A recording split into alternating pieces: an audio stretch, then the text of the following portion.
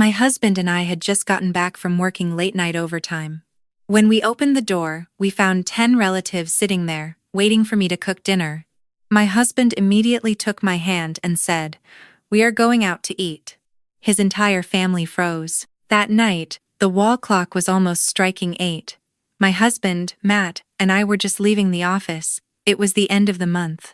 The accounting and sales departments were as tense as guitar strings. I had been sitting in front of my computer screen from morning until night, checking every single number and reconciling every line of the reports. My eyes were burning, and my back ached in a way that was unbearable. Even when I stood up, I had to lean on the edge of the desk so I wouldn't get dizzy. Matt's situation was no better than mine. He was in charge of finalizing the contracts, so he had spent almost the entire afternoon stuck in a conference room. When we met up in the underground parking garage, seeing his exhausted face, I could only manage a tired smile. Neither of us talked much. They say there are days when you are just too tired to even argue. That was one of those days. I just wanted to get home early, take a hot shower, and eat something even if it was just a quick bowl of pasta so I could finally collapse into bed. On the drive back, the streets of Chicago were already flooded with city lights. The heavy traffic and the deafening sound of honking horns made my head pound. I rested my head against the car window, my hands still gripping the purse on my lap. Matt looked at me out of the corner of his eye and whispered, "Exhausted?" "Yeah, honey," I replied, nodding slightly. He sighed, and his voice softened. "If there's nothing ready when we get home, we are eating out tonight. Don't push yourself anymore." Just that one sentence was enough to comfort my heart. After being married for a few years, I had gotten used to the routine. As soon as I walked through the door, I was expected to head straight into the kitchen, no matter how my day had gone. Sometimes I had a fever. Other times I had a stomachache. Sometimes I got off work incredibly late. I always told myself, just be patient a little longer. As soon as dinner is done, you can rest. But a woman who patiently endures everything eventually reaches her breaking point. Hearing my husband speak like that made me smile faintly. Just hearing those words made my exhaustion fade a little. I thought the night would pass peacefully. I never imagined that when we arrived home, Matt wouldn't even have time to pull his key out of the lock. I saw that the house was completely lit up. It wasn't the warm, cozy light of the kitchen being used. It was the harsh, cold white light of the living room, accompanied by the murmur of a lively conversation. I stopped in the doorway. My intuition told me something was wrong. Matt opened the door, and as he pushed it open, I stood there, paralyzed. The living room was packed. It wasn't just 1 or 2 people. It was 10 of my husband's relatives. My mother-in-law, Valerie, was sitting right in the center of the sofa, looking as if she were presiding over a board meeting. Beside her, my father-in-law, Frank, was holding a cup of coffee with a serious expression. My sister-in-law, Sophie, was sitting with her legs crossed, her eyes glued to her phone screen. Aunt B, Frank's older sister, was there. Charlie, Matt's cousin, was there with his wife, Lucy. Even a few other distant relatives were sitting around. But what made my blood run cold was that there wasn't a single plate of food on the table. There was no cheese board, no salad bowl, no sign that anyone had even tried to cook. There was only a coffee maker, a bowl of mixed nuts, a few mugs, and a dozen cold stares that turned toward me all at once. The feeling was hard to describe. They didn't feel like guests coming over for a visit. It felt like I had just walked into a courtroom where I was the accused. Valerie looked me up and down, the corner of her mouth lifted slightly. Her voice wasn't loud, but it was sharp enough to slice right through the silence. "You're finally here. The whole family has been waiting for you to prepare the welcome dinner." I was stunned. "Welcome dinner?" I repeated the words in my head, not understanding what was happening. I hadn't received any notice that relatives were coming over tonight. No one had sent me a text, no one had called, no one had asked if I would even be home on time. And yet, there were 10 people sitting calmly, drinking coffee, lazily waiting for a woman who had just gotten off a brutal shift to walk into the kitchen and cook for them. I tried to keep my voice calm. "Mother-in-law, Matt and I had to work overtime today. I didn't know we were having company. If someone had told me earlier, I would have prepped something or ordered food for delivery. As soon as I finished speaking, Sophie let out a sarcastic laugh. Charlie set his mug on the table with a look that showed he was thoroughly enjoying the show. Aunt Bee shook her head slowly, her face full of disapproval. But it was Matt who took a step forward, placing himself right beside me.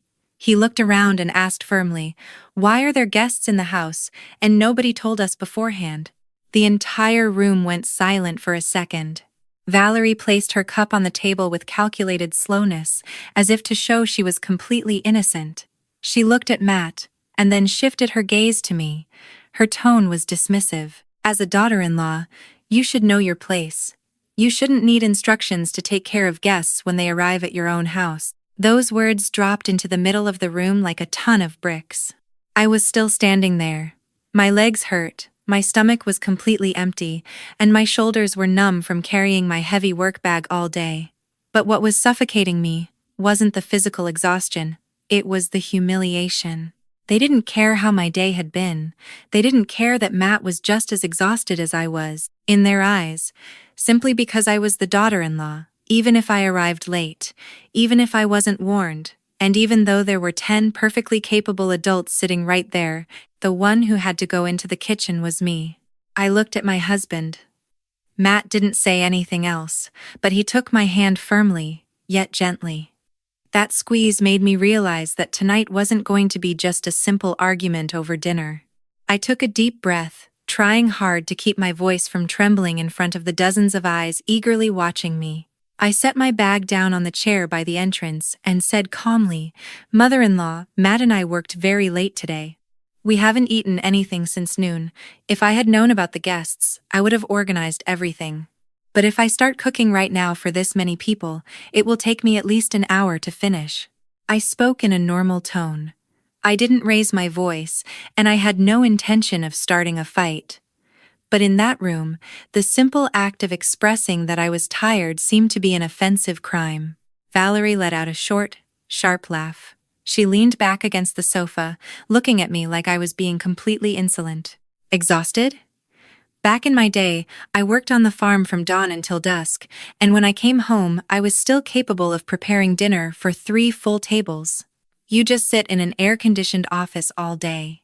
Pressing a few keys on a computer is no reason to complain like that."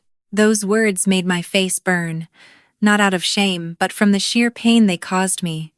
I knew the older generations had worked hard.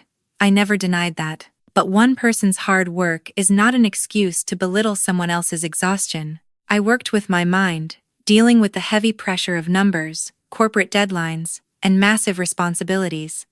A single mistake in the data could ruin the entire department. But to my mother-in-law, all of that was reduced to just sitting in the AC. Aunt Bee, sitting right next to her, immediately chimed in with a venomous tone. "Daughters-in-law nowadays are just too spoiled. Making one dinner for the elders of the family seems like an unbearable burden to them. In my day, when guests arrived, we rolled up sleeves and got to the kitchen without complaining." Sophie didn't even look up from her phone. As she scrolled through her screen, she smiled with disdain. "You work in an office, Claire. You aren't hauling bags of cement. Is it really that big of a deal? I see plenty of working women online who take perfect care of their husbands and homes. They don't make such a drama out of it." I looked at my sister-in-law. I felt a tight squeeze in my chest. Sophie was in her 20s. She still lived entirely off her parents' money. She slept until noon, spent her afternoons getting dressed up to go to trendy cafes, and came home at night complaining about how exhausting it was to keep up with her social life. And yet, she felt entitled to give me lectures about hard work. I stayed quiet. I didn't want to become the laughingstock in this circus my mother-in-law had orchestrated. Lucy, the wife of Matt's cousin, leaned toward me. She always spoke with this fake, gentle sweetness, but every single phrase she used was designed to make you uncomfortable. She gave a subtle smile. "Come on, Claire, just go into the kitchen already. It doesn't look right having the elders wait this long. Since we are the younger ones, even if we're tired, we have to compromise for the sake of family harmony." I looked at her, and then I looked at the others. Everyone sat there looking perfectly calm, as if my obligation to cook was an absolute, unquestionable law of the universe. Matt was still standing right beside me. His expression had changed, but he remained silent. Maybe he was waiting to see just how far his mother was willing to take this. I took a few steps toward the kitchen. When I peeked inside, everything suddenly made sense. Sitting on the countertops were several untouched grocery bags. The vegetables were still tied up in bundles. The fish was still sitting in its plastic bag, starting to smell a bit sour. A frozen block of meat was still rock solid in its packaging. The pots and pans were perfectly stacked on their shelves, and the stove was completely turned off. Not even a single pot of water had been boiled. In that moment, a chill ran down my spine. This wasn't an unexpected visit. It wasn't that everyone had just been too busy to cook. They had plenty of time to sit down, drink coffee, eat nuts, chat, and judge me. They had time to plan out an entire scene where the whole family would sit and wait. Wait for a woman who was coming home late from work. But they never had the slightest intention of helping. They left everything exactly like that on purpose. They were waiting for me to come home, forcing me to bow my head and march into the kitchen under their strict supervision. Valerie followed my gaze, clearly pleased to see that I had caught on to the situation. She spoke slowly. "Your Aunt B came today, and your uncles are here too. I wanted to see if the daughter-in-law of this house actually knows her manners. I don't care what kind of fancy job title you have out in the real world. But when you step inside your husband's house, you need to remember your position." Every single word felt like a heavy weight dropping on my shoulders. I realized this was never about dinner. It was a pure power trip. It was a test of dominance, organized out in the open. They wanted me to understand that no matter how hard I worked, how much money I made, how tired I was, or how much dignity I had, the second I crossed that threshold, I had to submit to their rules. Before I could even respond, Matt took a step forward, placing himself slightly between me and them. He didn't raise his voice. He didn't wave his arms. But he had a presence that commanded instant silence in the room. He asked with heavy gravity, "Mom, I want you to give me a straight answer. Did you invite the family over for dinner, or to put my wife on trial?" After he dropped that question, the temperature in the room seemed to freeze. Valerie was stunned. Aunt B, who was holding her coffee cup, stopped right in the middle of taking a sip. Sophie finally looked up from her phone. Lucy's fake smile completely vanished. Standing behind Matt, I felt my heart pounding in my chest. I knew he had just dragged the ugly truth right out into the open, the truth they were all trying so hard to hide. From that moment on, the dinner that hadn't even been cooked yet stopped being a simple kitchen issue. Valerie stared hard at Matt. Her face, which had been so smug and serene just seconds before, darkened. She probably never expected that her son, who had always tried to be respectful to his parents, would dare to ask such a cutting question in front of the entire extended family. She slammed her coffee mug down onto the glass table, making the dark liquid spill over the edges. Her voice turned hostile. "How dare you speak to me like that? I am only trying to teach your wife how to behave in this house, and you rush to defend her. What kind of man lets himself be controlled by his wife like that?" At the phrase "controlled by his wife," several relatives exchanged glances. Some smirked mockingly. Others pretended to drink from their cups while watching me out of the corners of their eyes. I stood behind Matt, unconsciously gripping the strap of my purse. Over my years of marriage, I had heard plenty of hurtful comments, but today's hurt the most. Because they weren't just attacking me. They were trying to paint my husband's instinct to protect me as some sort of shameful weakness. Valerie didn't stop there. She stood up and raised her voice. "If the men in this family let their wives walk all over them, where is our family dignity? You've only been married a few years, and you've already forgotten about your parents and your own blood, Matt." Frank, who was sitting next to her, cleared his throat and set his cup down. He didn't yell like his wife, but his words felt much heavier. "Matt, you are a man, and you are the eldest son. Speak with manners and respect your parents' name in front of the family. Do not make such a massive problem over a simple kitchen issue." Hearing the words "a simple kitchen issue" made my chest tighten. To them, my utter exhaustion, this blatant ambush, and the hateful glares I was getting tonight all boiled down to a kitchen issue. And if we reacted, if Matt defended me, they instantly labeled us as disobedient and a disgrace to the family name. It was the exact toxic cycle that traps so many women in the homes of their in-laws. Only in that very moment did I see it with crystal clarity. Matt stayed silent for a few seconds. He looked at his mother, and then at his father. His gaze was calm, but colder than I had ever seen it. Then, he swept his eyes over the people sitting in our living room. Nobody spoke. Everyone seemed to be waiting for him to lower his head and apologize. Instead, Matt pronounced every single word with absolute razor-sharp clarity. "What's shameful isn't me defending my wife. What is truly shameful is 10 healthy adults sitting here, waiting for someone who just got home from working overtime to cook for them." The room fell into a silence so absolute that I could hear the ticking of the wall clock behind me. Aunt Bee, who had opened her mouth to speak, snapped it shut. Lucy looked down at her lap, her smile completely erased. Charlie leaned back in his chair, his mocking expression frozen on his face. I looked at Matt with a mix of shock and profound gratitude. I had never seen him address his family with such fierce boundaries. Valerie felt her pride getting trampled on. With a bright red face and wide eyes, she hit the table hard. "You dare speak to your mother like that? I gave you life. I raised you, just so you could come here today, defend your woman, and humiliate your entire family?" Matt let out a soft sigh. This time, he didn't continue the argument. Maybe he realized that debating with someone who was actively trying to play the victim. He turned to me. He leaned down, picked up the purse I had left on the chair, and with a simple but incredibly meaningful gesture that brought tears to my eyes, he handed it back to me. He took my hand. His grip was warm and solid. He looked right at me and said in a low voice, but loud enough for everyone to hear, "We are going out to eat." I was paralyzed for a second, not knowing how to react.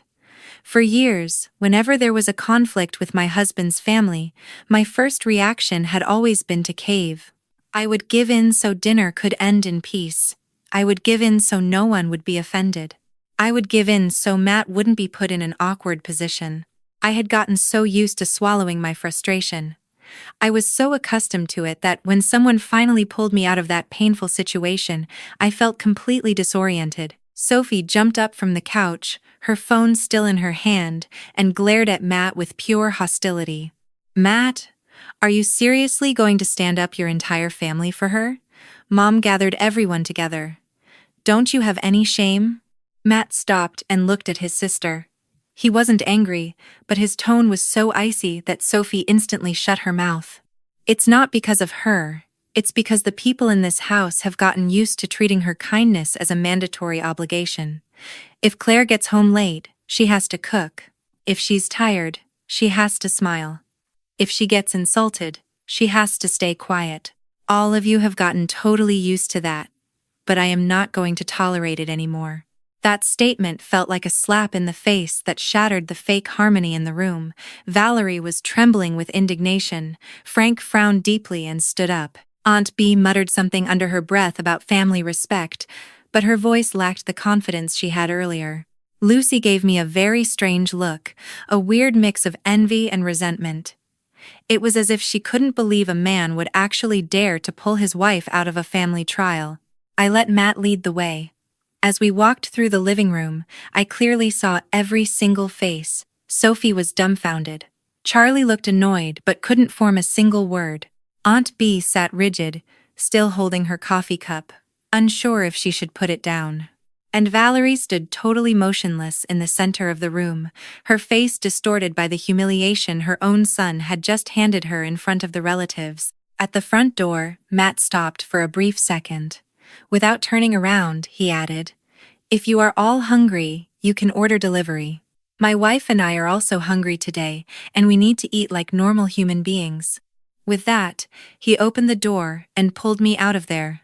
As the door clicked shut behind us, it instantly muffled the murmurs and hostile glares from inside.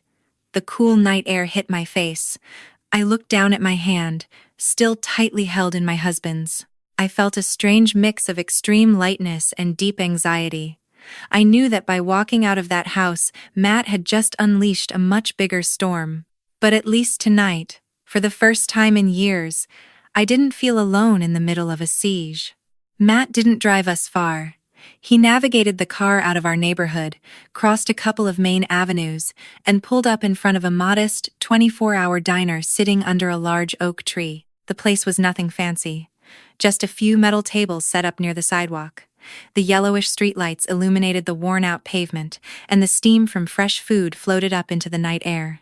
Yet, as I stepped out of the car, I felt my soul immediately settle. At least here, nobody would hated me like I was a criminal for not cooking. Matt pulled a chair out for me and looked at the waiter. "Please, we'll take a bowl of warm chicken noodle soup and a grilled cheese for my wife. Make sure the soup isn't too heavily seasoned. She has a delicate stomach right now." Hearing that, a lump formed in my throat. He actually remembered. I had been dealing with an upset stomach for a few days, but I had just been popping painkillers so I could keep working through the crazy end-of-the-month volume. At his parents' house, not a single person asked if I was hungry or if I felt okay. But in this little neighborhood diner, my husband's attention to detail made me feel deeply valued. I sat with my hands resting on my knees, still trembling slightly. It wasn't out of fear of Valerie or the relatives' gossip. I was trembling because of how fast everything had just happened. Going from someone who was so used to staying quiet to keep the peace, to having my husband take my hand and pull me right out of that toxic circle. I felt absolute relief, but also a sense of uncertainty. It was like watching a prison door swing open after a long captivity. Matt sat down across from me. He didn't speak right away, he just poured me a glass of water. I looked at him and finally asked in a soft voice, "Do you regret it? Your parents and your aunts and uncles were in there. Your mom is going to be furious." Matt stared at the table for a second. His eyes showed a deeper exhaustion than the one he brought home from the office. He shook his head. "My only regret is that I let you put up with this for so long." Those words moved me to my core. When our food arrived, the warm steam brushed against my face, but it was hard to swallow because of the emotion welling up inside me. Matt picked up a spoon, stirred his food to cool it down, and continued. "Tonight, my mother crossed the line. I know she has a difficult personality, and she always pushes this narrative about what a daughter-in-law's role should be. But I never imagined she would summon the whole extended family to gang up on you like this." I looked at him closely. "Did you know anything about this?" He stayed quiet for a few seconds before sighing. "Not exactly. But a few days ago, I overheard her on the phone with Aunt B. She was saying that since you just got a promotion to a management position at work." He paused and lowered his voice. "At the time, I thought it was just her usual bad mood talking. I didn't think she would actually orchestrate something like this." Hearing him say that, my hands went ice cold. That dinner hadn't been a coincidence. It wasn't a misunderstanding or a surprise visit. It was a carefully planned ambush. From start to finish, Valerie wanted witnesses. She wanted me to come home in my most physically vulnerable, exhausted state, to force me into the kitchen just to see if I dared to refuse. If I caved, she won. It would prove that no matter how highly qualified I was outside the house, inside, I still had to submit. If I refused, she would have all the ammunition she needed to brand me as a rebellious brat in front of the whole family. Matt continued, his voice firm. "She wanted to use the family's judgment to mold you exactly how she wants. If one calls you lazy, and another says you have no manners, she figured you would eventually cave out of fear." I smiled bitterly. "So I'm not her daughter-in-law, I'm her guinea pig." Matt looked at me with deep regret. "I am so sorry." I shook my head. "You didn't plan this." He replied immediately, "But I am your husband. Letting this happen even once was a massive failure on my part." I looked down and took a sip of the warm broth. The heat soothed my stomach and comforted me.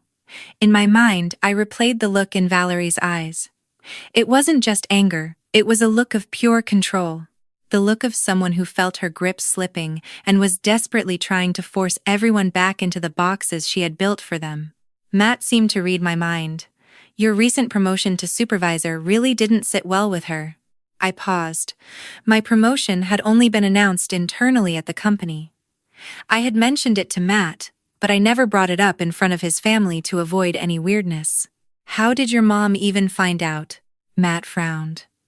I casually mentioned it to my dad once, just telling him that your bosses really valued your work. I didn't think she would overhear it. Ever since then, she hasn't stopped dropping hints that when women make their own money, they start disrespecting their husband's family. I felt a massive weight settle on me. In my mother-in-law's eyes, my professional growth wasn't a point of pride. It was a threat. The more I progressed, the more financial independence I gained, the more she feared that Matt would listen to me instead of her. That fake dinner party was her way of trying to shove me back into what she considered my rightful place. The place of a submissive daughter-in-law who had to prove her worth through constant sacrifice. I looked out toward the street. The traffic was starting to die down. At the next table over, the clinking of silverware sounded so normal and peaceful. On one side, we had the quiet safety of the diner. On the other, a brightly lit house where 10 people were currently waiting to judge us. I spoke slowly. So, this was never about dinner. Matt nodded. Exactly. It's about who has the control in that house. He reached across the table and took my hand. His hand was slightly cold, but his grip was rock solid. From now on, we are not tolerating any more absurd demands. I will never leave you alone in this again. I looked at him, feeling a mix of warmth and heavy sadness. If these words had come earlier, maybe I would have been spared a lot of bitter moments. But despite the delay, it was exactly what I needed to hear. Right then, Matt's phone started buzzing non-stop. On the screen, I saw an incoming call from my mother-in-law, then my father-in-law, then my mother-in-law again. He didn't answer. Shortly after, a text message popped up from Sophie. Bring Claire back and apologize right now. Mom says if you keep humiliating the family like this, she is calling a formal family meeting to disinherit you both and cut all ties. Reading that message, the calm I had just recovered instantly vanished. Matt looked at the screen, a severe scowl forming on his face. He flipped the phone face down on the table and said calmly, "Just eat your food, honey. If they want to call a meeting, let them.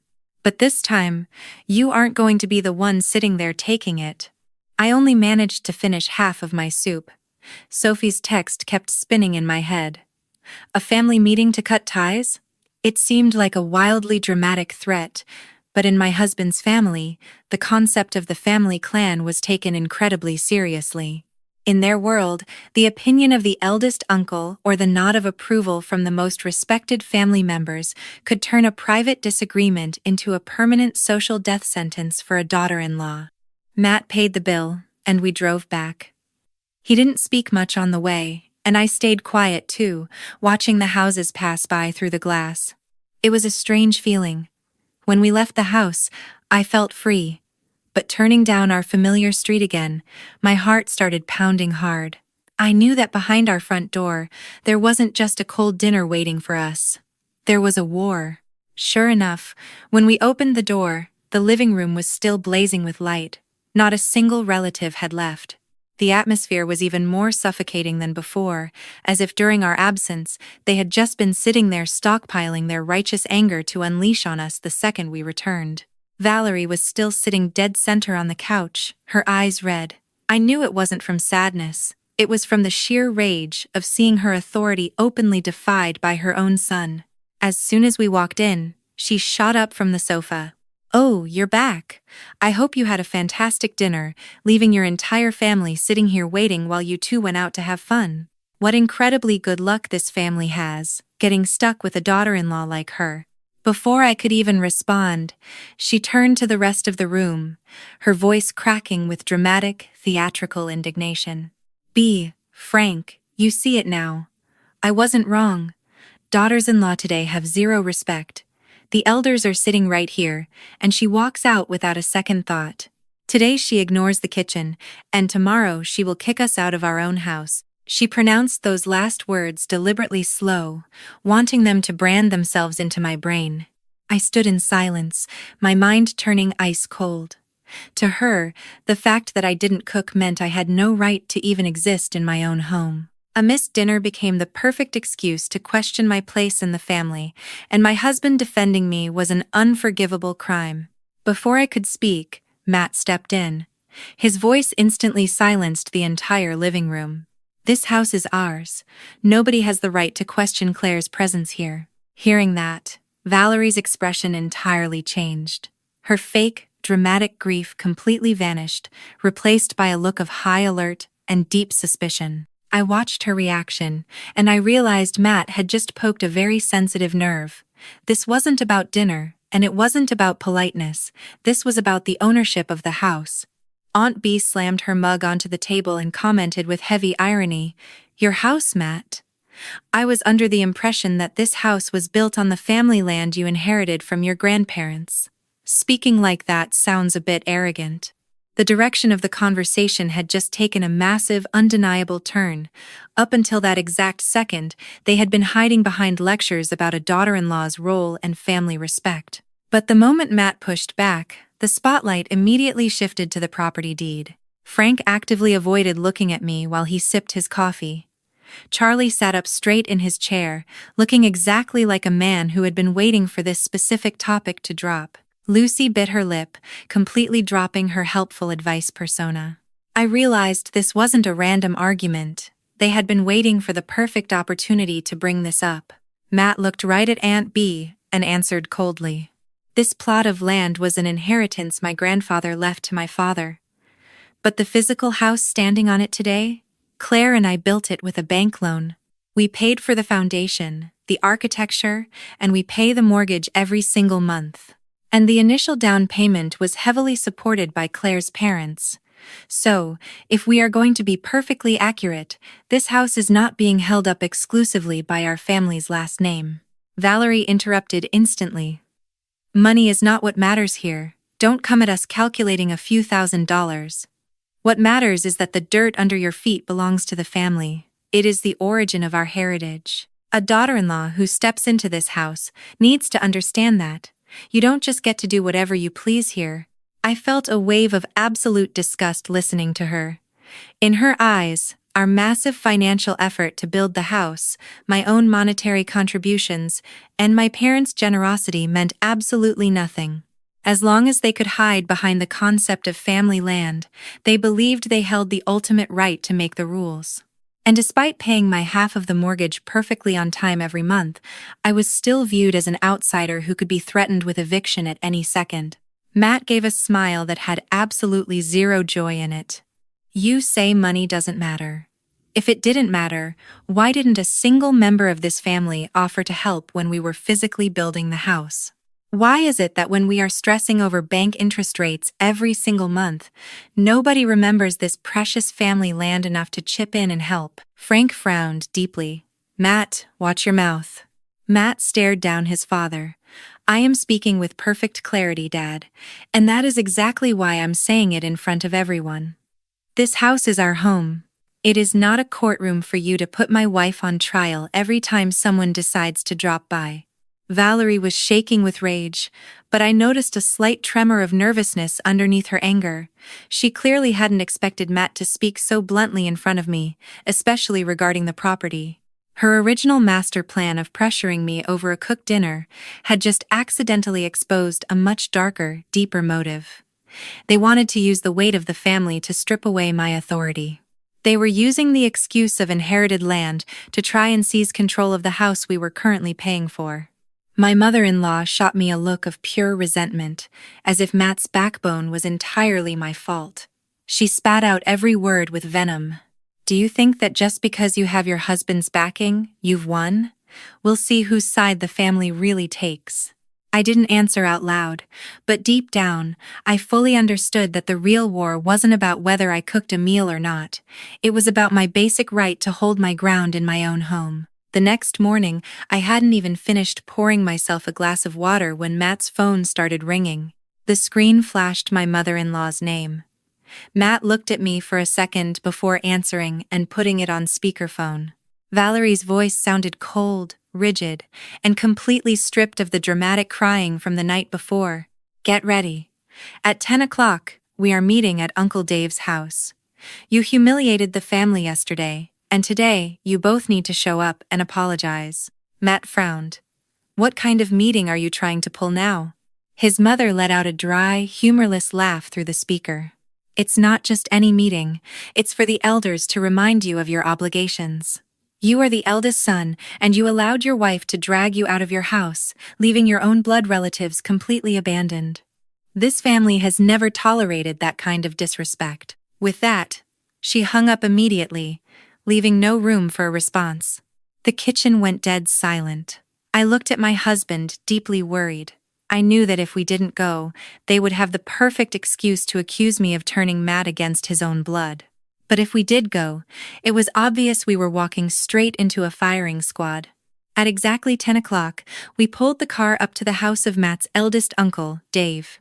When I got out, I saw the driveway was entirely packed with cars. The loud noise of overlapping voices drifted out from inside.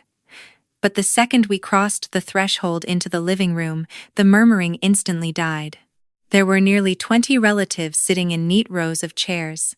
The oldest members were in the front row, and the younger ones were standing in the back. There was coffee and pastries on the coffee table, but the atmosphere was as heavy and tense as a criminal. I walked closely beside Matt, feeling the heavy scrutiny of everyone in the room. Some people looked at me with open disgust, others with fake pity. Most of them just looked eager for the brutal scolding that was about to happen. Valerie was sitting right next to Uncle Dave. Her eyes looked a little puffy, but her face was set in stone. Sophie, the moment she saw me, aggressively rolled her eyes and looked away. Uncle Dave was a man in his 60s. He was lean, serious, and carried a lot of weight in the family hierarchy. He took a slow sip of his coffee, set the mug down firmly on the table, locked eyes with Matt, and asked bluntly, "Are you truly willing to go to war with your entire family over a woman?" Hearing myself referred to as a woman, I stood my ground. Before Matt could even open his mouth, Valerie pulled a tissue up to her eyes, putting on a heartbreaking performance. "Dave, you see it yourself. Ever since he married Claire, Matt has completely changed. He used to be such a caring son. He always worried about his parents and the family's well-being. Now, every single time I speak to him, he snaps at me. Yesterday, in front of everyone, he took his wife out to dinner and left us to starve. I have never felt so humiliated." Sophie immediately jumped in with her whiny tone. "And that's not all, Uncle Dave. Claire is the one manipulating Matt to pull away from the family. They keep their finances totally separate from us, and he only does what she tells him to do. They avoid family gatherings, but the second the house is mentioned, they rush to claim it as theirs." I listened to these wild accusations with a tiny, internal smile. They were so incredibly exaggerated that I didn't know whether to be furious or just impressed by their sheer audacity. However, before I could say a word, Aunt Bee slapped the armrest of her chair and yelled at me harshly. "What are you smiling at? Do you honestly think you have no blame in this? From day one, I warned everyone that this marriage was a terrible idea. If Matt had just married Alexandra, the family's financial situation would be completely different, and we wouldn't have gone through the nightmare of these last few years." The name Alexandra floated in the air, completely shattering the tension. I didn't know her. I had only ever seen a couple of old photos in the family albums where she was standing next to Matt at some fancy corporate event, looking elegant and vibrant. I remembered noticing a weird, nostalgic look on my mother-in-law's face whenever she vaguely mentioned past wedding expectations, but I had never dug into it. I looked at my husband. Matt stood beside me, his face dead serious. He squeezed my hand tightly, almost as if he had been fully expecting this exact topic to drop like a bomb. One of the aunts sitting near the door looked at me with a mix of nosiness and nasty irony. "It looks like Claire doesn't even know the story. You can see it on her face." Her tone wasn't sympathetic. It was the eager tone of someone watching a juicy family secret detonate in real time. Matt leaned down toward me and whispered in my ear, "I'll explain it to you later." But Uncle Dave took the floor with total authority. There is no need to hide it anymore. At this point, it is highly appropriate that she knows exactly why this family has always kept her at arm's length. Uncle Dave proceeded to tell the story. Before he even met me, the family had arranged a formal engagement between Matt and Alexandra. Alexandra was the daughter of the CEO of a massive construction supply company. That corporate marriage alliance would have violently skyrocketed Matt's family business into extreme wealth. The meetings had happened, the contracts were drafted, and the wedding prep was almost done. At the same time, a multi-million-dollar supply contract hinged entirely on the marriage going through. I listened to this story with total calm. It was blatantly obvious that to them, a marriage wasn't a union between two people. It was a cold, calculated business transaction. Uncle Dave continued. But just a week before the wedding, Matt found out that Alexandra was heavily involved in substance abuse, and she was secretly sleeping with someone else. He even had video proof of her at a nightclub. It was an issue that could have been handled quietly. Every wealthy family has their little problems. However, Matt stubbornly insisted on unilaterally canceling the wedding, humiliating both families. Matt stepped in, his voice ringing with steel. It wasn't an overreaction. I simply refused to ruin my entire life just to secure a business contract. Frank glared at him and snapped violently. "Shut your mouth. I explicitly told you to go through with the wedding and fix your personal issues behind closed doors. The survival of the family business was far more important than your hurt feelings. Your stubbornness deeply offended her father. They ripped up the contract, and our company has been bleeding money ever since." I stared at my father-in-law in pure disbelief. The fact that a father would look his own son in the eye and tell him to marry an addicted, cheating woman just to secure a paycheck was terrifyingly revealing. Suddenly, the last few years made total sense. I finally understood why they hated me so much. It wasn't because of anything I had actually done. It was because my very existence proved that Matt had chosen his own dignity over their bank accounts. And for years, they had been secretly making me carry the weight of a massive financial debt I never even owed. Aunt B pointed a shaking finger right at my face. Because he didn't marry Alexandra, he ended up marrying you. You married into this family during a time of extreme financial hardship for all of us. And instead of showing a shred of gratitude, you poison your husband against his own blood. Do you have any idea how much damage you've caused us? I stayed perfectly quiet. My pulse was incredibly calm. Her words were vicious, but they didn't intimidate me at all. Actually, the truth was setting me free. They weren't mad about yesterday's dinner. They were mad that I was the living, breathing proof of their failed payday. After Aunt B's outburst, other family members jumped on the bandwagon, unleashing years of pent-up bitterness. The dirty looks turned into openly screaming accusations across the living room. An uncle smoking by the window laughed sarcastically. "Let's be real here. Ever since you married her, the family business has done nothing but sink. We were in the perfect position to become incredibly wealthy, but Matt ripped up the deal with Alexandra to marry you. There are things about money and class that you just don't understand." Lucy sighed, putting on her best fake sad face. "Please don't take this the wrong way, Claire. But it's true that when some people marry into a family, they bring stability. But other people just seem to drag down the people around them. The elders are just trying to give you good advice." I stayed quiet for a few seconds. In the past, maybe I would have lowered my head and let Matt take the bullets for me. Maybe I would have just let the moment pass. But right then, I felt that I had taken enough. I was absolutely done carrying the blame for a ruined business deal I had nothing to do with. I was done letting my title of daughter-in-law make me their emotional punching bag. I lifted my head, looked around the room, and asked with total, chilling calmness, if Matt had gone through with marrying Alexandra, and later on, her drug addictions and cheating scandals became public news, or she ended up arrested, where exactly would that leave the prestige of this family? The living room slammed into a sudden, dead silence. They clearly did not expect me to speak with such vicious confidence about a topic they were trying so hard to paint as just a minor youthful mistake. The uncle by the window froze, letting the ash from his cigarette drop onto the carpet. Lucy bit her lip, dropping her fake empathy. Aunt B scowled, completely unable to form a comeback.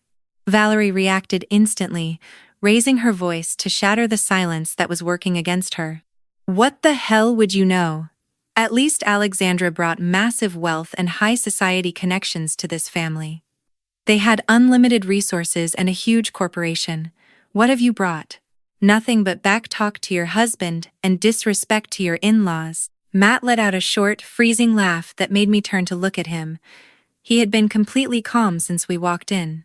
But hearing his own mother openly admit that she valued a paycheck more than her son's well-being made something snap inside him. He looked at Valerie. Not with the look of a son trying to defend himself, but with the look of a man who was watching the final shred of his family's morals burn to the ground. He asked, "Mom, did you honestly expect me to marry someone I couldn't trust just to secure a supply contract?" Valerie hesitated, but Frank slammed his hand on the table. "To achieve true business success, you have to make sacrifices. Do you think life is just about your personal feelings? Dozens of people in this family were counting on that alliance, and you burned it to the ground because of your fragile ego." Matt stared his father down. "People are not inventory. And marriage is not a corporate merger, where parents get to sell off their kids' futures for a profit." Frank's face went ghost white with rage. He tried to stand up, but Uncle Dave motioned for him to sit back down. The tension in the room was at an absolute breaking point. Right at that moment, Matt pulled out his phone. He rapidly unlocked the screen, placed it face up on the coffee table, and hit play on an audio recording. After a brief second of background static, Aunt B's voice echoed crystal clear through the room. "Who cares if the girl has problems? Just let them get married now, and they can deal with it later. Rich kids always have their wild phases. The only thing that matters is getting them to sign that supply contract." The room froze solid.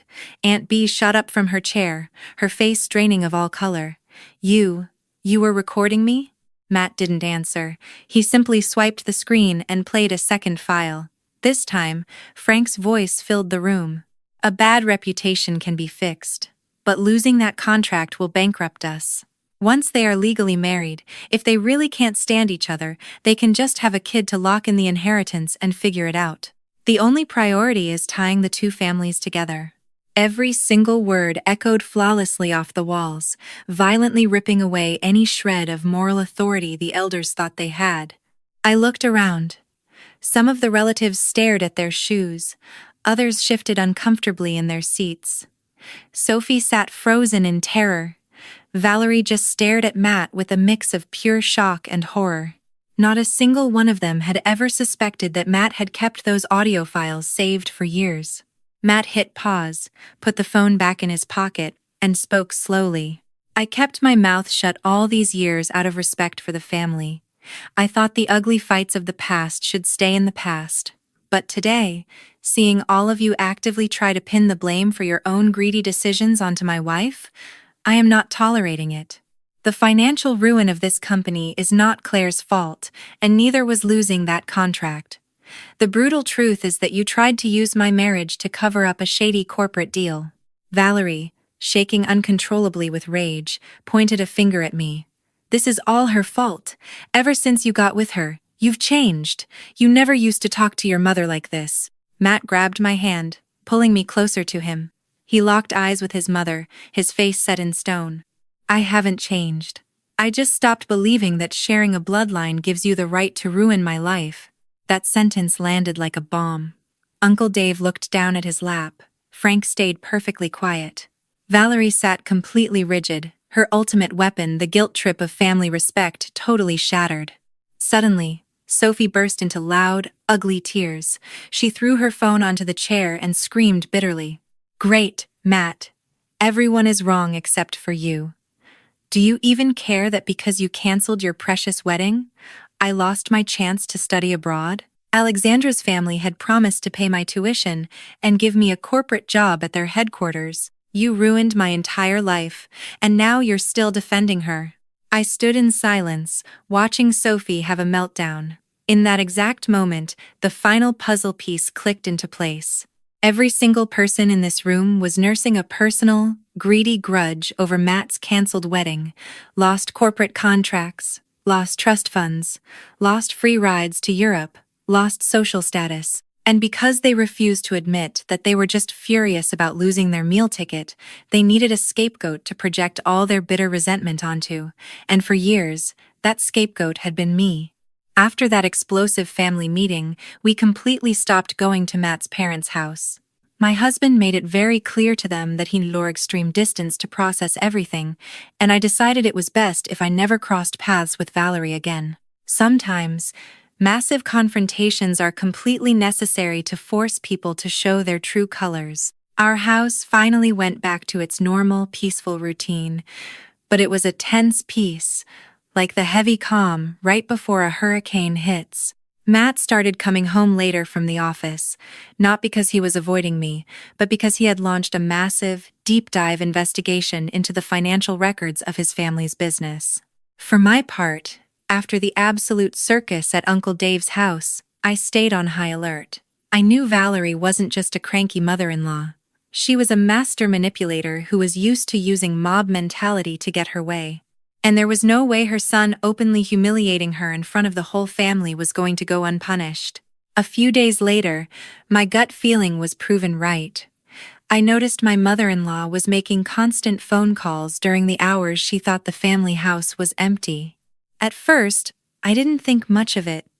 But one afternoon, I had to stop by the family house to grab some of Matt's old tax documents.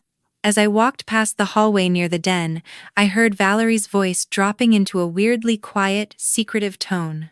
"Yes. Get the paperwork ready as fast as possible. We need to push this through before Claire finds out and interferes." I froze behind the drywall, my heart hammering in my chest. I couldn't hear what the person on the other end was saying, but Valerie continued. "Don't worry about the signature. We'll handle that on our end. The only thing that matters is getting his father's name added as a co-owner on the deed. We will deal with the legal fallout later." I stood completely paralyzed for a few seconds before backing out of the hallway as quietly as possible. I instantly knew they were talking about our house.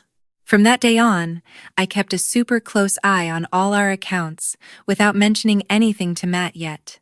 I needed to make sure I wasn't just being paranoid. I dug through our file cabinet and checked the copies of our deed, the mortgage contract, and the property titles. Everything was perfectly normal. The house was solely in both of our names, and all the payments were completely up to date. There was absolutely zero legal reason for my in-laws to be involved. However, on a random Thursday afternoon while I was sitting at my desk at work, my cell phone rang. It was the loan officer who handled our mortgage at the bank. After the basic polite greetings, he dropped a bomb that made my blood run cold. "Good afternoon, Claire. We are just calling to verbally verify the request to update the joint ownership status on your mortgage guarantee. The legal paperwork was dropped off at our branch this morning by a representative." I shot up in my office chair, gripping the phone tight. "Excuse me? Can you tell me exactly what update you're talking about? And who dropped off the paperwork?" The banker hesitated for a second before answering. "Well, a power of attorney document was submitted, signed by Matt, explicitly authorizing his father, Frank, to process the addition of a new primary owner to the property title. Because of the nature of the change, bank policy requires us to get your verbal confirmation before proceeding." Hearing my father-in-law's name, a wave of pure, violent anger washed over me. I tried as hard as I could to keep my voice steady. "My husband has not mentioned a single word of this to me. I need you to freeze that application immediately. Do not process a single piece of paper until my husband and I walk into that branch in person." The banker immediately sensed the panic and legally flagged the account, putting an urgent fraud freeze on the file. I called Matt immediately. He was in the middle of a major meeting, but seeing my back-to-back calls, he stepped out to answer. I hit him with it immediately. "Matt, did you sign a power of attorney giving your dad the legal right to alter the deed to our house?" There was 2 seconds of dead silence on the line before he answered, his voice dropping an octave. "Absolutely not. I haven't signed anything even close to that. He told me he was leaving the office right that second to come pick me up. 30 minutes later, We were sprinting through the glass doors of the bank branch. The branch manager brought us into his office and slid a photocopy of the submitted document across the desk. It had a signature at the bottom spelling out Matt's name. It looked somewhat similar to his handwriting, but I could instantly tell the loops were completely wrong. Matt stared at the piece of paper, the veins in his hands popping as he gripped the edges. Under the authorized agent section, Frank's name was printed in bold ink. Matt looked up at the manager. "Who physically handed this to your tellers?" Frank came in personally, accompanied by Charlie. They told my staff it was a pre-arranged family estate transfer. I looked at Matt. His face was a mask of pure, unadulterated fury. He demanded the bank draft an official fraud affidavit, ordered copies of every single piece of paper they had submitted, and we stormed out of the bank. During the entire drive to his parents' house, Matt didn't say a single word. But the lethal determination radiating off him was terrifying. Before the car even fully stopped in their driveway, Matt threw his door open and marched toward the house. I ran to keep up with him. Sitting in the living room were Valerie, Frank, and cousin Charlie. They were casually drinking coffee, looking incredibly smug, clearly waiting for the bank to call and confirm they had successfully stolen half our house. Matt kicked the door open, walked straight up to the coffee table, and slammed the stack of bank copies down so hard the coffee mugs rattled. "Which one of you forged my signature on a legal bank document?" The room went dead silent. Charlie immediately looked down at his phone, refusing to make eye contact. Frank completely froze. Only Valerie kept her cool. She calmly placed her coffee mug on a coaster. "That house was built on family dirt. Putting your father's name on the deed shouldn't be an issue." Matt fired back instantly. "The issue is that you committed felony forgery. You went behind our backs to steal our assets, and you're still sitting there acting like sharing a last name gives you the right to steal." Valerie slammed her hands on the table and stood up, furious. "If you had just listened to me and married Alexandra, the family's bank accounts would be overflowing, and we wouldn't be fighting over a stupid piece of property. This entire disaster is because you stubbornly insisted on marrying her." She pointed a vicious finger at me. "Ever since this woman walked into our family, she has brought us nothing but ruin." I stood behind Matt, deeply disgusted by her venom. She was making it painfully obvious that Matt wasn't a son to her. He was a financial tool, a pawn meant to secure her a wealthy lifestyle. And I was just the annoying roadblock that had ruined her payday. Matt stared at his mother for a long time. When he finally spoke, his voice was heavy with disgust. "I see now that you aren't mourning my happiness. You are just mourning the massive paycheck you thought you were going to get." Valerie looked completely thrown off by that. But right at that exact second, we heard the sharp clicking of heels walking down the hallway from the front door. Someone had been standing outside, listening to the entire screaming match. The footsteps stopped in the doorway. Even Valerie paused, turning her head toward the hall. We all looked over and saw a woman standing there. She was dressed in an incredibly sleek, expensive tailored suit. She was thin, with sharp features, and a dead serious look in her eyes. The living room went perfectly quiet. Nobody expected her to be here. Sophie was the first to react. She leaped up from the couch and basically ran toward her like an excited puppy. "Alexandra, you came back! We thought you never wanted to speak to us again." Alexandra barely acknowledged her. She just gave a tight, polite nod. She swept her eyes over the room and locked eyes with Valerie. Instantly, my mother-in-law's entire demeanor flipped. The vicious monster from 10 seconds ago vanished, replaced by a disgustingly sweet, fawning socialite.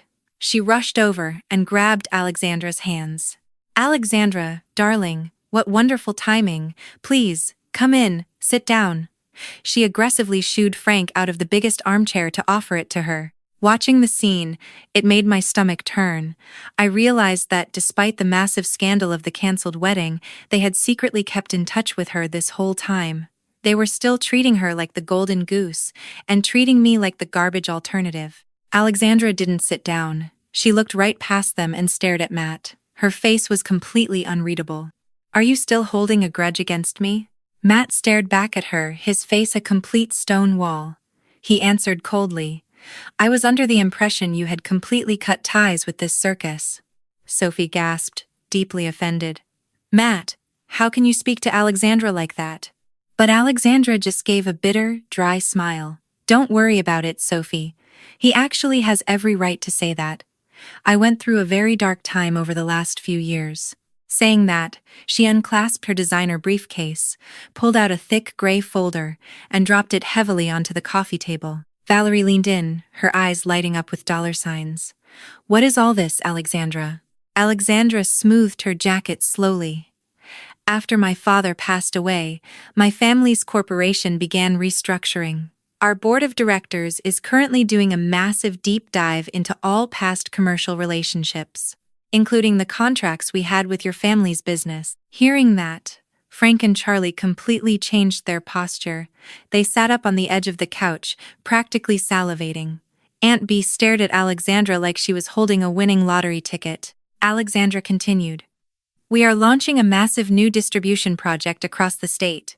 We would be completely open to resuming our multi-million-dollar supply chain with Frank's company. However, there is one non-negotiable condition. The only person allowed to manage the account on your end is Matt, not Frank, and absolutely not Charlie. A wave of excited whispering broke out in the room. Matt's name was suddenly being treated like the holy grail to all their financial nightmares. The exact same people who were screaming at him 5 minutes ago, accusing me of ruining the family, were now looking at him with eager, greedy smiles. Aunt Bee clapped her hands together. You see, Alexandra respects old family ties. She has a much better head for business than your wife, Matt. Valerie turned to her son, her voice dripping with fake loving sweetness. Do you hear that, my boy? It is the opportunity of a lifetime. Alexandra is showing us so much grace, and she wants to save the family. I stood next to Matt, watching this grotesque display. The sheer whiplash of watching their vicious hatred turn into groveling sweetness, the second a giant check was waved in their faces, was nauseating. Literally minutes ago, they were trying to steal my house. Now, they were ready to throw me in the trash to secure a corporate contract. But, just as they were all mentally spending the new corporate money, Alexandra turned her head, looked dead at me, and spoke with terrifying clarity. Let's get one thing perfectly straight. I have zero interest in stealing another woman's husband. What I demand is total control over the financial audits of this family's company. Valerie and Frank looked completely lost. Charlie's face dropped into pure panic. Alexandra flipped the gray folder open and pulled out a stack of financial logs. Back in the day, my father turned a blind eye to a massive amount of your missing inventory and unpaid debts because he valued the family friendship. But my father is dead, and I have absolutely no reason to give you charity. If you want this new distribution contract, Frank's company must submit to a full, aggressive forensic audit by my legal team, and you will surrender total oversight of your accounts to my board. Aunt Bee stammered, terrified. Alexandra, what are you talking about? We thought you came here to help us. Alexandra smiled, and it was lethal. Corporate help requires corporate transparency. I will not allow the embezzling of the past to happen on my watch. She locked her eyes onto Valerie. Years ago, you tried to force Matt to marry me just so you could secure my dad's supply contract. And now, you are trying to use me again to line your pockets. Valerie went completely pale. For the first time since I met her, my mother-in-law's jaw dropped, and she had absolutely nothing to say. The woman who always hid behind family traditions and respect to bully everyone was getting publicly dismantled by the exact same rich girl she had tried to use as a pawn. I realized then that Alexandra didn't come back out of lingering romantic feelings, and she didn't come to ruin my marriage. She came back to collect the massive debts that Matt's family had swept under the rug for years. After Alexandra packed up her briefcase and walked out the front door, the vibe in the living room was completely dead. Nobody was talking about dinners, daughters-in-law, or family respect anymore. All eyes were glued to Matt, but this time, it was pure, desperate calculation. Alexandra's corporate deal was the only thing keeping their sinking business out of bankruptcy, but her audit demands were a death sentence. Frank was the first to stand up. He walked over to Matt, his voice suddenly calm and pleading. Come outside with me for a second. We need to talk man to man. Matt looked at me. I gave him a tiny nod. I already knew exactly what kind of pitch was coming. They walked out to the back patio. Through the sliding glass door, I watched my father-in-law offer Matt a cigarette. Matt took it, his face like stone. They stood out there talking for a long time. Later that night, Matt told me the exact words his father said to him on that patio. Tell Claire you need a temporary paper divorce. Just sign the papers, play the game, and keep Alexandra happy for a few years until the company is back in the black. Once we secure the millions, you two can get back together in secret if you really want to. A real businessman knows that the survival of the company comes before a woman's feelings. Hearing that didn't even shock me anymore. It just made me deeply sad. Back in the living room, Valerie had completely stopped pretending. Sitting on the couch, she didn't even care that I was standing right there. She looked at Aunt B and said loudly, "If we look at this logically, what does Claire actually bring to the table? Sure, her little office salary pays a few bills, but compared to the millions Alexandra's distribution network brings, she is completely irrelevant." Sophie nodded, dripping with sarcasm. Exactly. On one hand, you have a massive corporate empire. On the other, you have a little office worker who comes home and demands to be treated like a queen. The choice is a no-brainer. If Matt doesn't do this, it's because she has him completely brainwashed. I stood perfectly still. It would be a lie to say those words didn't hurt. In all my years of marriage, I never asked for a crown. I just wanted basic human respect. But the second big money entered the room, they weighed my worth like cattle, out in the open. To them, I wasn't Matt's wife. I wasn't the woman paying half the mortgage. I was just a fly buzzing around their pile of cash. A few minutes later, Matt slid the patio door open and walked back into the living room. He looked at his family with chilling calmness. I need everyone to stay exactly where you are. There are a few things I am going to clear up for this family right now. His tone was so dead and calm that it even made me nervous. By 10 o'clock that night, Matt had summoned the rest of the inner circle to the living room.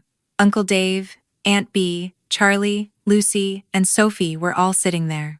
Valerie, completely assuming Matt had agreed to the fake divorce to save the business, looked like a triumphant queen.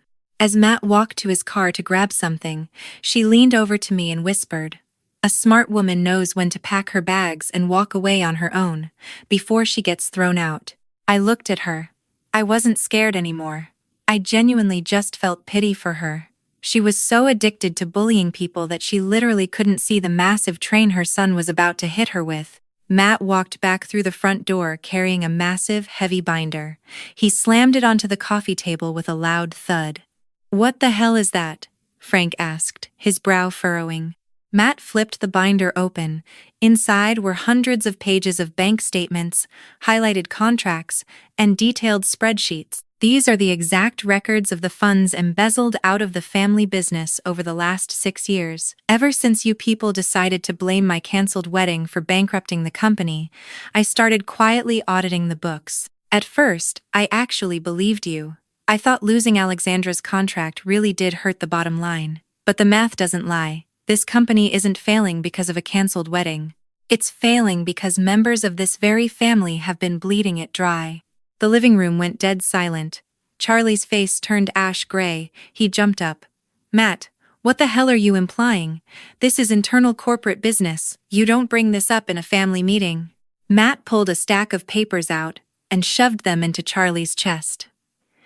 "You personally authorized 3 massive consulting contracts over the last 2 years. The money for those contracts was wired directly into a fake LLC registered to your best friend. You are going to explain every single missing cent of that right now." Charlie looked like he was going to throw up. Lucy stared at her husband in absolute shock. Aunt B stammered, "We need to verify these numbers calmly." Matt didn't miss a beat. He grabbed another stack of papers and threw them onto the table right in front of his father. "And here are the corporate entertainment expenses authorized by you, Dad. Hundreds of thousands of dollars spent on luxury dinners and trips for clients. And funny enough, The biggest spikes in your spending happened on the exact same months you were crying to the family that my canceled wedding was bankrupting us. The brutal reality is that the company didn't fail because I wouldn't marry a rich girl. It failed because you two were robbing it blind. Frank, his face purple with rage, slammed his fist on the table. You spent years investigating your own father? Matt stared him down. I audited the company you demanded I sell my soul to save. I needed to know if the crisis was real or just a cover-up for your greed. Valerie panicked, her voice shaking. Matt, business issues are for the boardroom. You do not air dirty laundry in front of the whole family. Matt fired back with pure ice. When you were dragging Claire's name through the mud in front of the whole family, you didn't care about privacy. When you called her a trash daughter-in-law, you didn't care about keeping things behind closed doors. He hit the binder with his fist, his voice booming through the house. You ran this company into the ground, stole the money, and then spent years trying to make my wife the scapegoat so nobody would look at the bank accounts. Nobody breathed. The sheer weight of the evidence was suffocating. Frank jumped up, raising his hand like he was going to swing at Matt. I gasped and stepped forward, but Matt just casually caught his father's arm midair. He held it in a vice grip. They locked eyes. One man furious that his massive lie had been exposed, the other looking at him with nothing but pure, dead disappointment. Matt shoved his father's arm away and spoke with lethal finality. Starting right now. If a single one of you ever looks at Claire the wrong way again, I am taking this entire binder straight to the FBI and the IRS. The room was a graveyard. Valerie collapsed back into the sofa, burying her face in her hands. Charlie stared at the floor, ruined. I looked at my husband, my heart racing. I knew that in this exact moment, the chains tying him to this toxic family had just snapped for good. After Matt's mic drop moment, nobody in that living room dared to argue with the paperwork, but I knew their silence wasn't guilt. It was just rats scrambling for cover when the lights got turned on.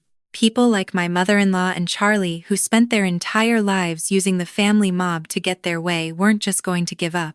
2 days later, my worst fears were confirmed. I got to the office, and a trusted coworker pulled me aside. She showed me a screenshot from a massive family group chat that Matt's side of the family used. The text didn't use my actual name, but it wasn't exactly subtle. It was a massive, dramatic paragraph complaining about a gold-digging daughter-in-law who brainwashed her husband against his loving parents just to steal the family real estate and destroy the family business. It was dripping with fake tears about respecting traditions and the cruelty of the younger generation. I read the message with a totally straight face.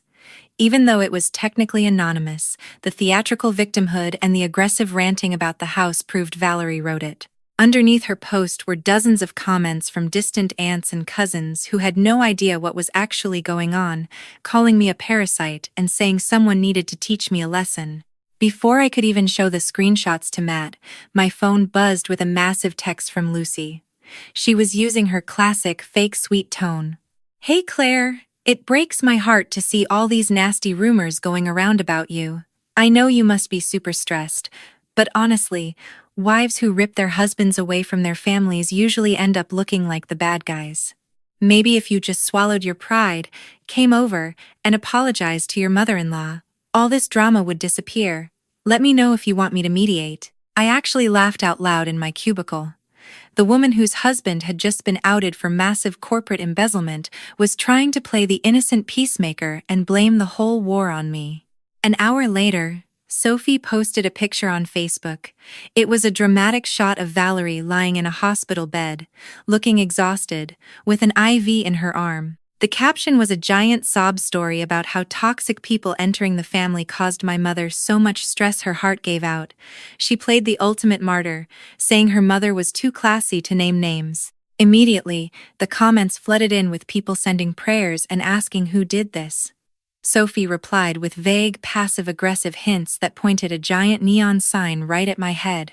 I put my phone face down on my desk. I didn't want to cry. The pure chaos of the last few days had actually forged me into steel. I saw their playbook perfectly. They wanted to isolate me and publicly brand me as a gold digger. That way, if the police ever found out about the forged bank signatures or the embezzled money, the whole family would just think Matt and I were making up lies to steal the inheritance. That very afternoon, an old boss from a previous job called me. She sounded super awkward. She asked if I was okay, and then quietly admitted that a woman claiming to be my mother-in-law had called her office. Valerie had vaguely implied that I was a materialistic liability who was currently manipulating a wealthy man into signing over his real estate deeds. Valerie wasn't just playing family politics anymore, she was actively trying to sabotage my corporate career. That night, I showed Matt the Facebook posts, the group chat leaks, and told him about the phone call to my old boss. His face went dark. "I'm going public. I'm posting the audit, the forged bank deeds, and the audio recordings to the entire family right now. They need to be nuked." I grabbed his hand and stopped him. "No, Matt. If we do that right now, you just prove their point. They are playing the victims. If your mom stays in that hospital bed one more day and Sophie posts another crying selfie, the whole family will say, 'We are bullying a sick old woman. We need to build an airtight case and end this in one massive strike.'" Matt stared at me, seeing the absolute ice in my eyes. "Okay, we play it your way, but the second anything else happens, you tell me." From that day on, I turned into a ghost. I screenshotted every Facebook post. I saved every text message. I got written statements from my old boss and my coworkers about the harassing phone calls. I saved everything onto an external hard drive with perfectly organized timestamps. I also called my old college roommate, Jessica, who is now a corporate litigator. She gave it to me straight. "Claire, this isn't Thanksgiving drama anymore. This is felony, forgery, corporate defamation, and harassment. You need absolute, bulletproof evidence. Do not get emotional. Just stack the paper trail." Her words made me feel incredibly powerful. While I was building my file, my phone rang. It was an unknown number. When I answered, there was a few seconds of silence before a voice spoke. "Claire, it's Alexandra. We need to meet, just the two of us." I gripped my phone tight. "If this is about business, you can email Matt." Alexandra sighed. "It's not safe over the phone. And it's definitely not just about business. If you think Valerie is just spreading a few nasty rumors about you, you are deeply underestimating her." I stepped out onto the balcony of my apartment. "What do you mean?" "Years ago, I was in your exact shoes." Her voice was dead serious. She gave me the address of a quiet coffee shop across town and hung up. I stood on the balcony, thinking hard. It was obvious Alexandra wasn't just looking to catch up over lattes. I didn't fully trust her, considering her messy history with Matt's family, but my gut told me she had the final puzzle piece I needed. The next morning, I walked into the coffee shop 10 minutes early. It was a very quiet, high-end place hidden behind some trees. I picked a table in the very back corner where I could watch the front door. At exactly 9 o'clock, Alexandra walked in. She was wearing a simple, dark trench coat. She looked exhausted, but her eyes were sharp. She looked totally different from the ultra-glamorous heiress I saw in the living room. She sat down across from me, ordered a black coffee, and immediately slid a USB drive and a thick manila folder across the table. "I know you probably hate me. If I were you, I wouldn't trust me either." She kept her voice low. "What exactly do you want, Alexandra?" I asked flatly. She stared at her coffee cup. "I want you to know the actual truth about what happened with Matt's family back then. Look, I made some massive, terrible mistakes when I was younger. I had a drug problem, and I own that.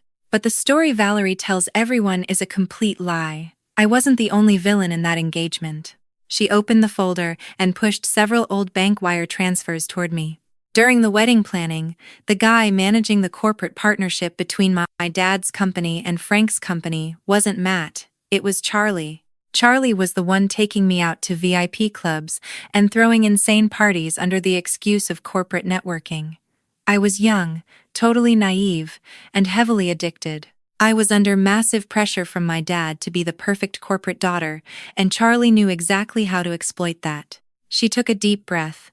"When Charlie realized how bad my addiction was, he started blackmailing me.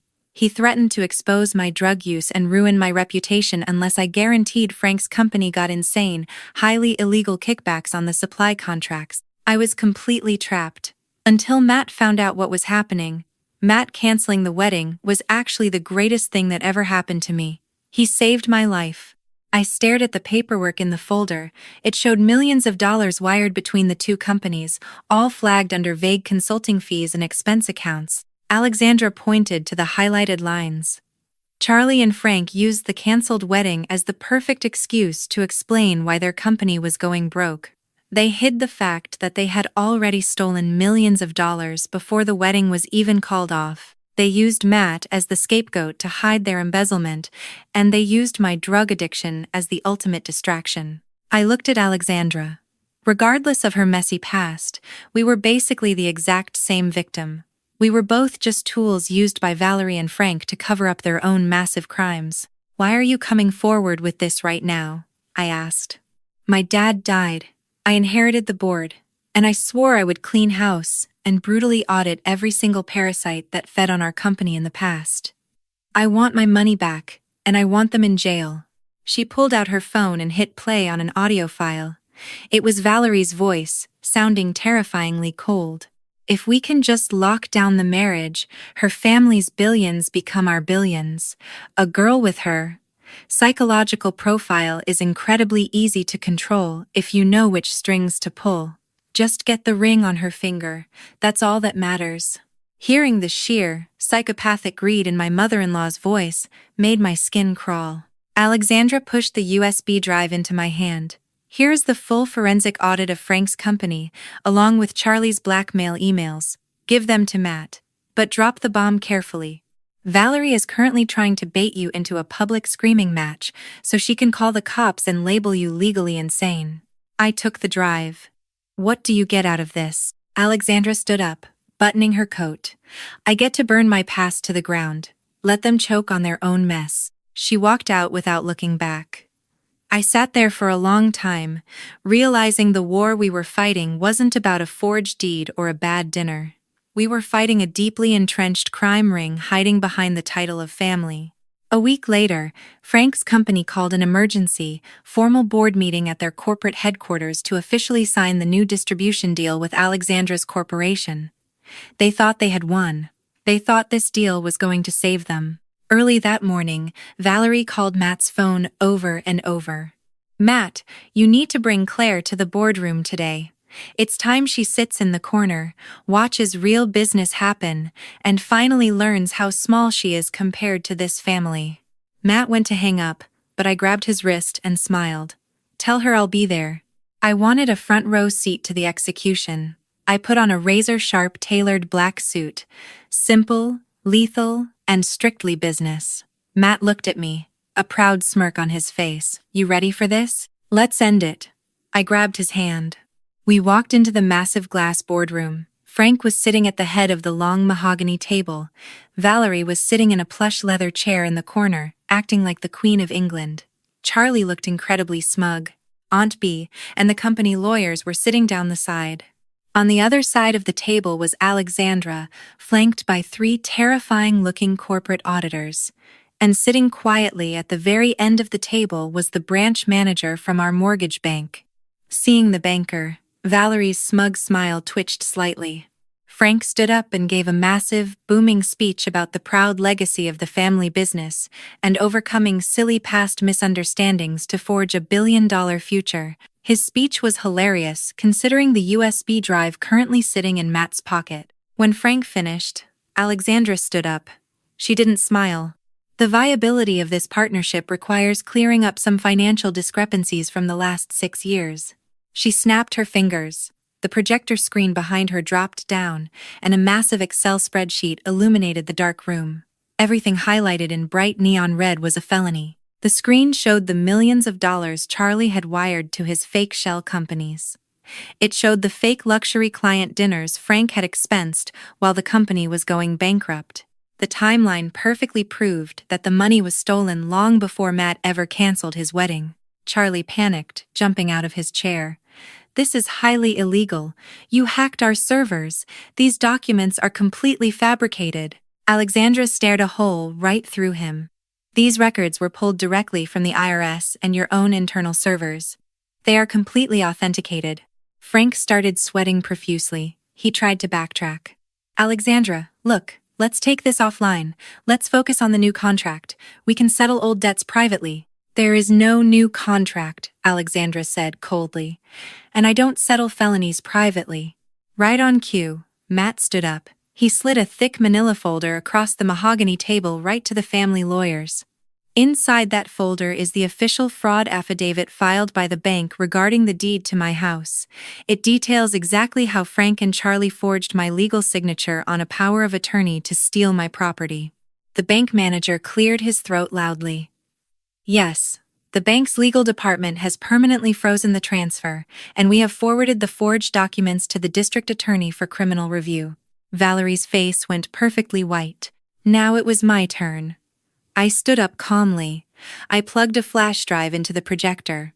The screen switched from bank fraud to giant, blown-up screenshots of Valerie's group chat rants, Sophie's fake hospital selfies, and written affidavits from my former bosses detailing Valerie's psychotic harassment calls. I didn't yell. I didn't cry. I spoke with the icy calm of an executioner. I have no interest in your corporate drama, Valerie. But I am officially submitting this evidence of severe, coordinated defamation and harassment. My legal team will be filing a massive civil suit against every single person in this room who participated in attempting to destroy my career and steal my home. The room was suffocating. The family lawyers were violently whispering to each other, realizing they were sitting in a room full of federal crimes. To put the final nail in the coffin, Alexandra hit a button on her laptop. The audio file of Charlie blackmailing her, and Valerie talking about how easy it would be to manipulate a mentally unstable girl for her billions blasted through the boardroom speakers. Charlie collapsed into his chair. Frank buried his face in his hands. Valerie, backed into a corner with nowhere to run, tried her absolute last, desperate play. She started hyperventilating, tears pouring down her face. I am just a mother. I only ever wanted to keep this family together. I don't know anything about bank accounts or money. I was just trying to protect my son from being manipulated. Suddenly, Sophie broke down in ugly, hysterical sobs. I didn't know about the stolen money. Mom told me what to post. She told me if I posted the hospital picture, we could force Claire out of the family and get the house. I didn't forge anything. Valerie screamed at her daughter to shut up, but the damage was done. The entire mask was ripped off. The proud, traditional matriarch was exposed as a desperate, pathetic scam artist in front of a room full of corporate lawyers. Matt stood at the end of the table. He looked at his mother. There was no anger left in his eyes, just pity. So you knew about the fake bank deeds. You orchestrated the smear campaign against Claire, and you tried to use this entire family to destroy us so you could steal our house.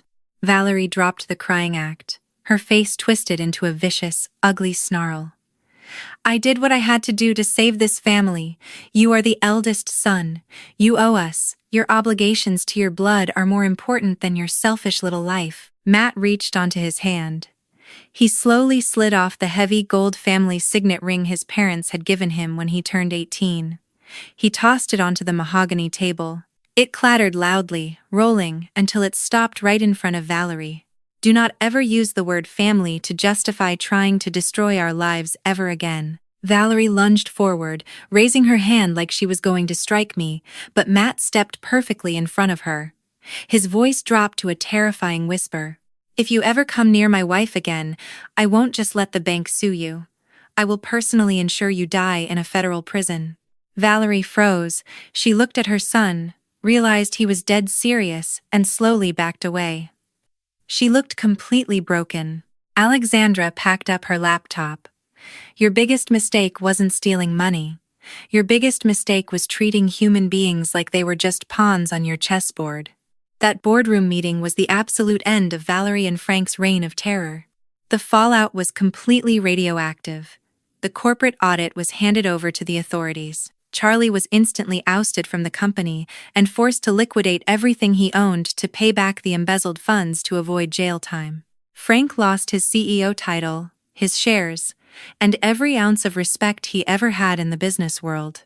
Valerie wasn't criminally charged for the corporate fraud, but her social life was entirely vaporized. The exact same cousins and aunts who had cheered her on in the group chats now actively avoided making eye contact with her at the grocery store.